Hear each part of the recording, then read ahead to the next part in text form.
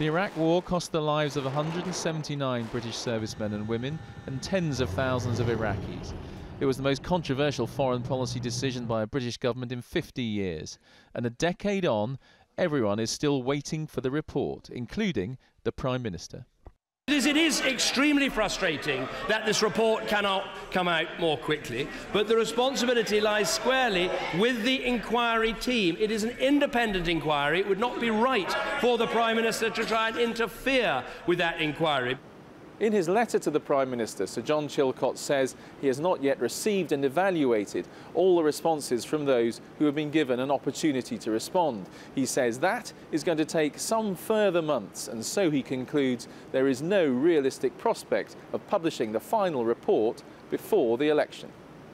The inquiry is supposed to look into the causes and conduct of the Iraq War, which began in 2003. In 2009, Gordon Brown, the then Prime Minister, set the inquiry up.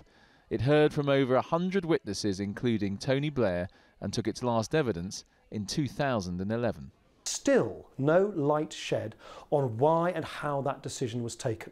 And I share the intense frustration, the anger of many parts of our society that says, for heaven's sake, can we please now have some answers to questions that have been asked for far, far too long. There has been argument over what the report could say about the personal notes and conversations between Tony Blair and George Bush. But today, Sir John Chilcot said there was now agreement, and 29 notes and some records of these conversations would be made public. Tony Blair was in the Swiss town of Davos today for an annual meeting of the rich and powerful. He wasn't giving interviews. I've just told you I've put out a statement, so you can go in and read the statement. That statement said he had never sought to delay publication. Major Matthew Bacon was killed in Iraq in 2005. Today his father said it was time to publish.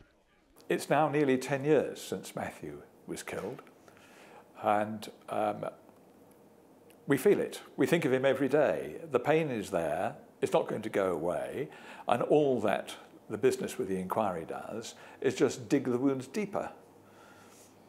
The hope is this inquiry may draw some kind of line under the bitter experience of the Iraq War, but we're going to have to wait for some time yet.